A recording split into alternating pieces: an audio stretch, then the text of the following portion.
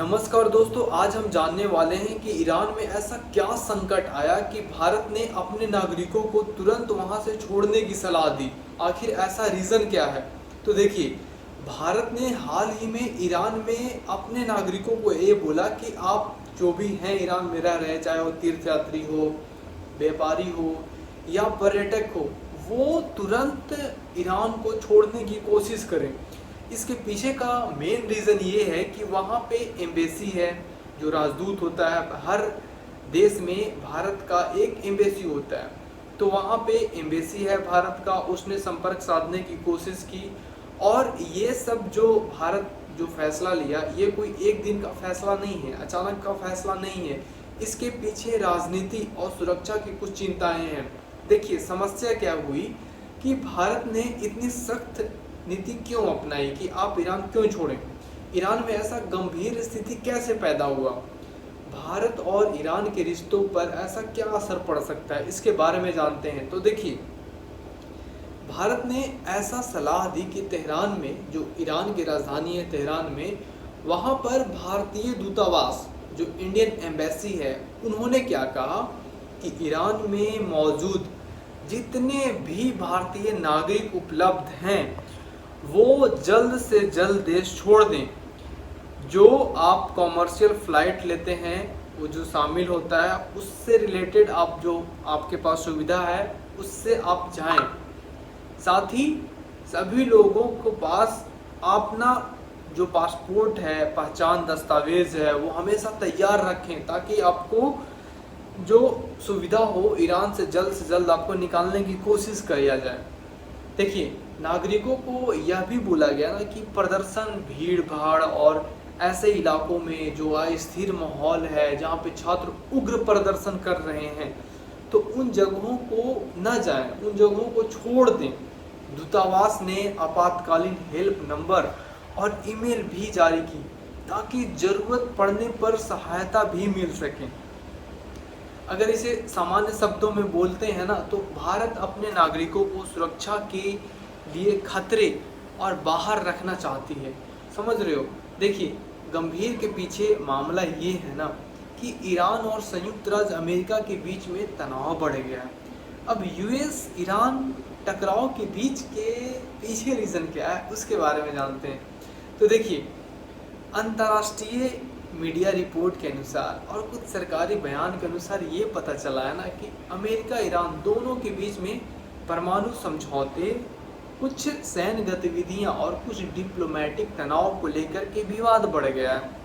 अब अमेरिका द्वारा मध्य पूर्व में कुछ ऐसा सैन्य शक्ति बढ़ाने की खबरें सामने आ रही थी। ईरान में घरेलू अप्रत्याशित जो विरोध करने वाले कुछ लोग थे, चाहे वो सरकार विरोधी गतिविधियां ही क्यों ना हो, वैसे स्थिति पैदा हो गई। अब कुछ रिपोर्ट ये भी बताते हैं कि जो सैन्य कार्रवाई होने की आशंका है, उसको ले करके भारत ने इस तरीके से कदम उठाया है ताकि भारत के लोगों को नुकसान ना हो। ये मामला है। अब देखिए, ईरान में सुरक्षा क्यों खतरे में है, इसके बारे में जानते हैं। देखिए, ईरान में गृह वार यानी कि सिविल वार होने की आशंका है। क्यों भाई? तो इसके पीछे ये है कि ईरान में पिछले कुछ महीने से ये हो रहा है जहाँ पे छात्र और आम जनता के बीच में बड़े पैमाने पे विरोध प्रदर्शन हो रहा। आखिर वजह क्या है? विरोध प्रदर्शन हो क्यों रहा है? तो देखिए, विरोध प्रदर्शन होने के पीछे ये है कि वो चाहते हैं कि जो अभी सत्ता में हैं उनको हटा करके नया फिर से सरकार बनाई जाए। तो इसके पीछे को लेकर के वो लोग विरोध कर रहे हैं। ऐसे में ऐसा हो सकता है कि अगर छात्र विरोध प्रदर्शन कर रहे हैं, सिविल वॉर होने की आशंका होती है, तो वहाँ पे अचानक हिंसा बढ़ सकती है। इसको लेकर के सरकार थोड़ा सजग है। अब अंतर्राष्ट्रीय तनाव में क्या क्या हो सकता है? देखिए, अमेरिका और ईरान के बीच में कुछ सैन्य टकराव है। ऐसा हो सकता है कि एयर स्ट्राइक की खबरें आ जाएं अचानक से कि अमेरिका ने ईरान पे एयर स्ट्राइक कर दिया, युद्ध जैसे हालात हो जाएं। सामान्य नागरिकों को संकट में डालना हमें नहीं है। हम इससे बाहर निकल जाएं। अब यहाँ पे क्या होता है कि अगर ईरान में भारतीय लोग हैं, भारतीय लोग ईरान के लिए विदेशी हो गए, ठीक है, तो वहाँ पे यदि कोई सैन्य कार्रवाई होती है तो एयर स्पेस बंद हो सकते हैं, यानी कि एरोप्लेन की जो आने जाने की जो सुविधा है वो बंद हो सकती है। जो कम्युनिकेशन है, जो नेटवर्किंग है, जो सूचना मिल रहा है वो भी बाधित हो सकती है। इसको लेकर के सार्वजनिक सेवाएं भी प्रभावित हो सकती है। सार्वजनिक सेवाएं जो भी है, ट्रांसपोर्टेशन की जो सुविधाएं हैं, खाने पीने गुड्स को लेकर के हर चीज़ प्रभावित हो सकती है, जो सभी विदेशी नागरिकों की यात्रा सुरक्षा को जोखिम में डाल दे। आप अपने घर वापस नहीं, अपने वतन वापस नहीं लौटें। अब भारत अपनी प्राथमिकता और भारत ने क्या ऐसी नीति अपनाई, इसके बारे में जानते हैं। भारत ने बेहद सरल और साफ तरीके से बोला है कि हम कोई आलोचनात्मक भय फैलाने के लिए नहीं हैं, बल्कि सुरक्षा के लिए हैं। भारत अपने नागरिकों को भलाई और सुरक्षा का सर्वोच्च प्राथमिकता ध्यान में रखता है। ये सब आप जानो।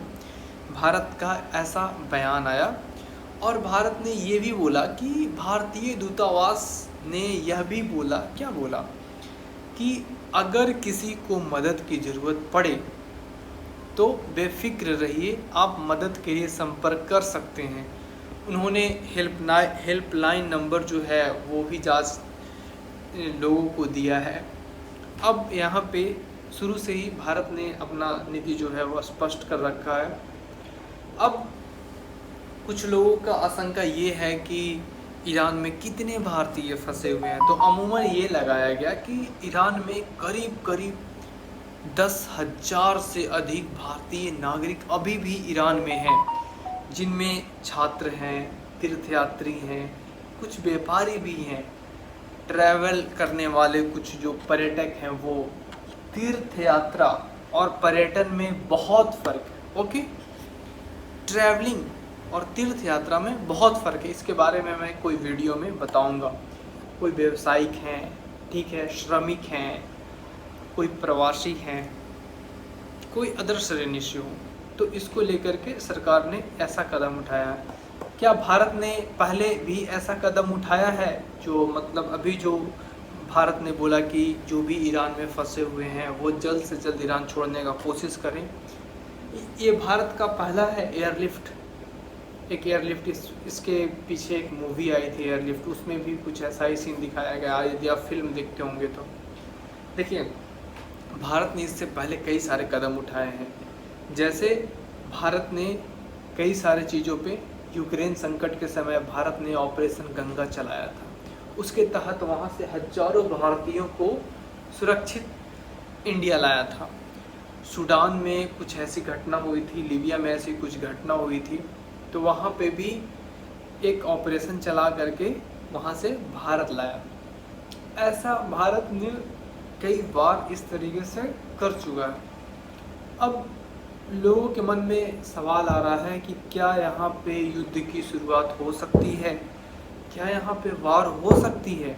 तो देखिए, यह कहना बहुत ज़रूरी है कि कोई आधिकारिक ऑफिशियली अभी कोई भी युद्ध घोषणा नहीं हुई है, लेकिन ऐसा जताया जा रहा है, ऐसा देखने में भी लग रहा है कि वहाँ पे तनाव बढ़ गए हैं।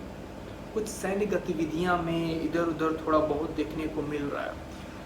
विरोध प्रदर्शन जारी है, वहाँ पे अस्थिरता का माहौल बन रहा है, लेकिन किसी ने अभी तक यह स्पष्ट नहीं कहा है कि युद्ध शुरू हो गया है।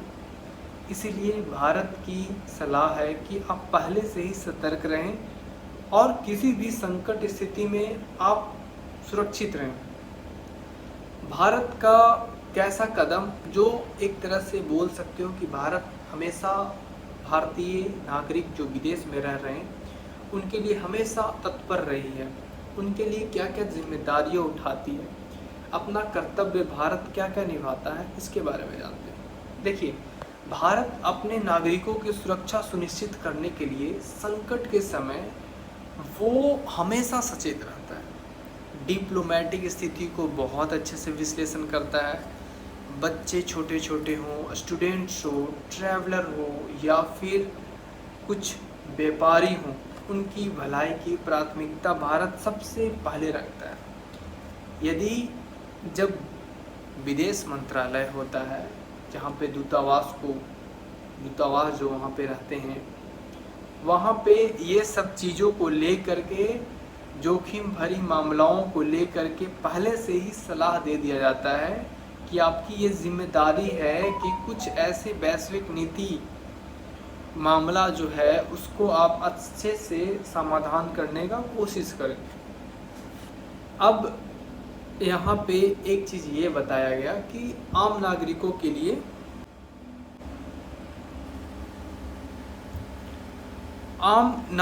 के लिए यहाँ पे क्या सुविधा दी गई है। तो ये बताया गया कि आप हमेशा पासपोर्ट तैयार रखें, कुछ ज़रूरी दस्तावेज़ जो अपनी आइडेंटिटी प्रूफ के लिए होती है उसको तैयार रखें।